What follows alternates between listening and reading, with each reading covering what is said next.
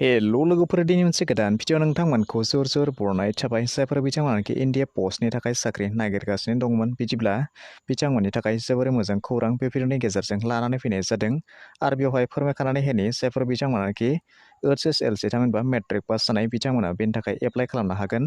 गासै भारतआव बेनि थाखाय 38,926 टा पस्ट खालि जानानै दङ होननानै फोरमायदों स' बिदिब्ला नोंथांमोना बेनि थाखाय आर'जलाइ गथायनो हागोन बेवहाय फोरमायखानाय बायदि पस्टनि नेमा जाबाय ग्रामीण डाक सेवक टोटेल पस्टआव दङ 38,926 टा अर्गानाइजेशन नेमा जाबाय इन्डिया पोस्ट आरो बेखौ एप्लाइ खालामनो थाखाय क्वालिफिकेशन महरै थानांगोन 10 पास आरो बेखौ अनलाइन एप्लाइ खालामनांगोन होननानै बुंदों बेनिफ्राय एप्लिकेशन फिस महरै 100 रुपिस पेड खालामनांगोन होननानै बुंदों नाथाय केटेगरि लानानै बेनि रेहायबो होनाय जागोन होननानै बुंदों आरो बेनि जि अनलाइन एप्लाइ खालामनायनि स्टार्टिं डेट बे थांनाय 2 मे 2022 खालार खालि जादोंमोन आरो बेनि जि एप्लाइ खालामनायनि लास्ट डेट थागोन बेयो फैगौ 5 जुन 2022 सिम थागोन होननानै बुंदों पोस्ट रिक्रुटमेन्ट डिटेल्स बेवहाय नायोब्ला नोंथांमोना नुनो मोनगोन नेम अफ पोस्टआव दङ ग्रामीण डाक सेवक थामहिनबा GDS टोटेल नाम्बार भेकेन्सियाव दङ 38,926 टा पोस्ट बेयो गासै भारतनि थाखायनो बेनिनो आसाम रायजोनि थाखाय थागोन 1,143 टा भेकेन्सि थागोन होननानै बुंदों अर्गानाइजेशन नेमा जाबाय इन्डिया पोस्ट आरो बेवहाय सेलारि फोरमायखानाय बायदि नोंथांमोना नुनो मोनदों BPM थामहिनबा ब्रान्च पोस्ट मास्टार बेनि सेलारिया थागोन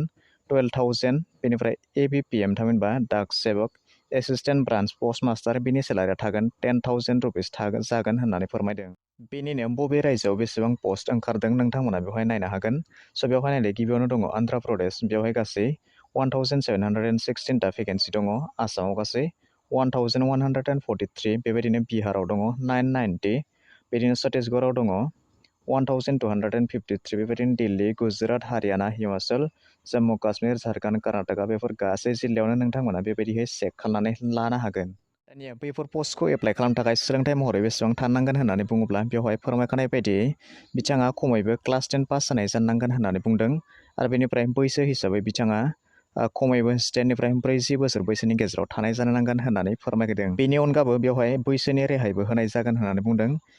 जायफोर बिथांमोनाखि SC ST केटेगरिनि बिथांमोननो 5 बोसोर रेहाय होनाय जागोन OBC MOBC बिथांमोननो 3 बोसोरनि आरो एक्स सार्भिसमेन बिथांमोननो 2 बोसोरनि आरो PWD थामहिनबा फिजिकेलि हेन्डिकेप बिथांमोननो 10 बोसोरनि रेहाय होनाय जागोन होननानै बुंदों स' नोंथांमोना बेवहाय अनलाइन एप्लाइ खालामनायनि सिगाङावनो मोनसे खोथाखौ नोजोर होनो नांगोन जे बेवहाय एप्लिकेशन फिस होनो नांगोन होननानै बुंदों आरो बेवहाय बबे केटेगरिनि थाखाय बेसेबां फिस थागोन बेवहाय फोरमायखानाय बायदि नोंथांमोना नुनो मोनदों आनरिजार्भ केटेगरिनि थाखाय 100 रुपिस OBC MOBC नि थाखाय 100 रुपिस SC बा ST केटेगरिनि थाखाय बेवहाय जेबो फिस लानाय जानाय नङा होननानै फोरमायदों बेबायदिनो जुदि नोंथांमोना अनलाइन एप्लाइ खालामनो जुदि लुबैयोब्ला नोंथांमोना बेवहाय इन्डिया पस्टेलनि अफिसियेल वेबसाइटआव थांनानै नोंथांमोना बेबायदिहै फिलआप खालामनानै लानो हागोन जे बेवहाय नोंथांमोना नुनो मोनदों नटिफिकेशन लाइफ सार्कल बबे स्टेटनिफ्राय नोंथांमोना बेखौ एप्लाइ खालामगोन बेवहाय नोंथांमोननि गासै स्टेटआ होखाजोबनाय दङ नोंथांमोना गावबा गाव स्टेटखौ बेवहाय सेलेक्ट खालामनानै बेबायदि अनलाइन एप्लाइ खालामनानै लानो हागोन स' बिदिब्ला बे वेबसाइटनि लिंकखौ आं डिसक्रिपसनाव होनानै दोनदों नोंथांमोना बेनिफ्राय डाइरेक्ट लिंक खालामनानै गोरलैयैनो बेखौ एप्लाइ खालामनानै लानो हागोन स' बिदिब्ला दिनैनि भिडिअ बेखिनियानोसै आसा खालामो नोंथांमोना भिडिअखौ नायनानै गासैखौबो बुजिबाय जानांगौ आरो जुदि माबाफोर गोनो गोथो दंबायोब्ला नोंथांमोना कमेन्ट सेक्सनाव थांनानै कमेन्ट खालामहरनो हागोन आरो जुदि नोंथांमोना चेनेलाव गोदानै नायगासिनो दंब्ला अन्नानै चेनेलखौ साबस्क्राइब खालामनानै लानो थाखाय दाबावगारदो